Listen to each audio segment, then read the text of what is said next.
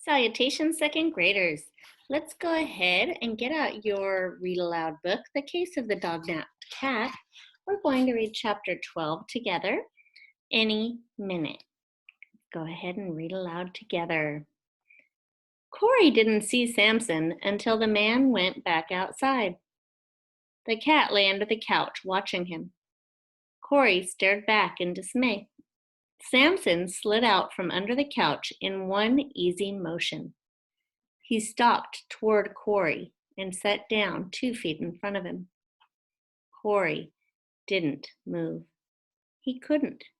He just stared back at the cat. Samson rumbled deep in his throat and moved toward Corey.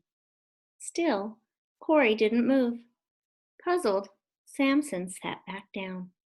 His eyes still fixed on Corey, he lashed his tail threateningly. The boy sat motionless in the old chair, staring back at the cat. Finally, the cat lost interest in his unresponsive prey. He trotted down the hall. Corey sank back into the chair. Samson's tail disappeared into the empty room just as the front steps creaked again. "I'll get the dogs ready," Albert said. "I'll be glad to get out of here." "Put enough in their food to do the job," Mick called. "I don't want them to wake up in the van. But not too much. It's only 10 minutes to Culverton and 10 more to Eldridge's warehouse." Outside, Mark turned to Travis. "Eldridge! He's talking about Eldridge Pet Stores. It's a chain of pet stores across the state." Yeah, every kid knows about Eldridge Pet Stores. So what? Eldridge is buying the stolen dogs. "Not mine, he isn't." Travis was halfway out of the hiding place before Mark grabbed him. "Wait," Mark warned. "Maria Dolores and the sheriff will be here any minute." Travis sat back. "They'd better be." Inside the house, Samson climbed up the mattress and jumped into the ceiling. He stepped along the rafter to look down at the milling dogs. The cat maneuvered around so he could see the bowls on the floor. They were empty. His stomach rumbled. The garbage can had yielded nothing worthwhile. He settled down to wait for feeding time. About 10 minutes later, Albert opened the door just far enough to shove a pan of food.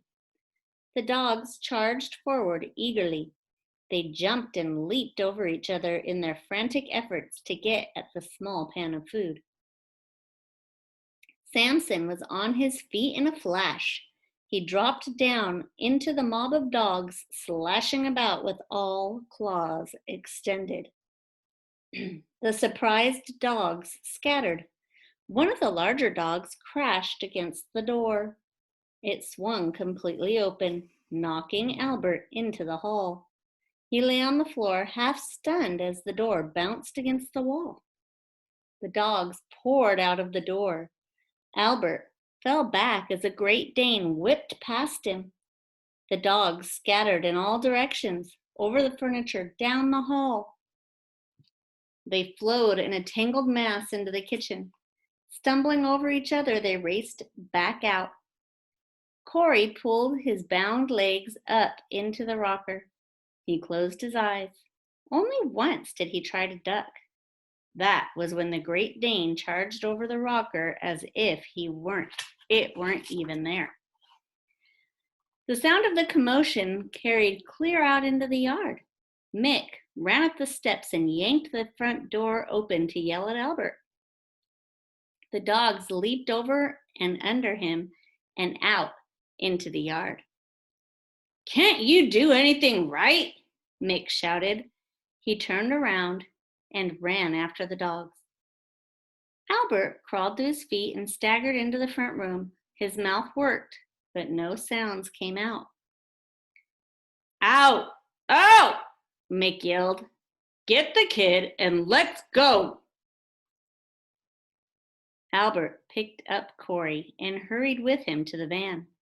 Then he went back to help Mick. Don't just stand there, yelled Mick. Half the county will be up here in a minute. Albert and Mick waded into the pack of dogs, and Mick snatched up a Yorkshire Terrier and a poodle. He tossed them into the back of the van with Corey.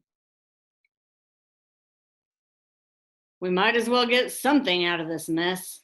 The poodle jumped out as Mick snared a golden retriever and hefted it into the van. Albert, Mick roared. He caught the poodle by the leg. Turning, he found himself facing a Doberman. Mick dropped the yelping poodle and swung up into the van, slamming the doors behind him. They're getting away, Travis shouted, leaping up. Mark was right behind him. The engine started as Travis and Mark charged out of the bushes.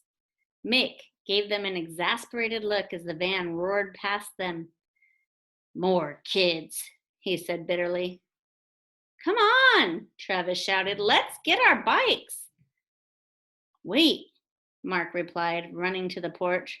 We'll never catch them, but we know where they are going. Culverton? Yeah. Mark ran into the house. Samson was still eating from the pan of food. Forget him, Travis said. He'll be out like a light in a minute. We can pick him up later. I need a pen or something to write with, Mark said hastily, searching the kitchen. We have to leave a message for the sheriff. He found a pencil stub in a drawer and ripped up a grocery bag. He scribbled on the torn paper, Culverton, Eldridge Warehouse. Travis was whistling and calling for Skeeter. Mark rushed to the front door and stuck the paper between the door and the door jamb. When he slammed the door shut, the paper fluttered in the breeze. Travis came around the corner. Skeeter's not here. They might have sent him with another shipment, Mark said, dropping the pencil. Let's get them. Okay, friends, that's it for chapter 12. We will read chapter 13 next time. Good job, second graders. Bye.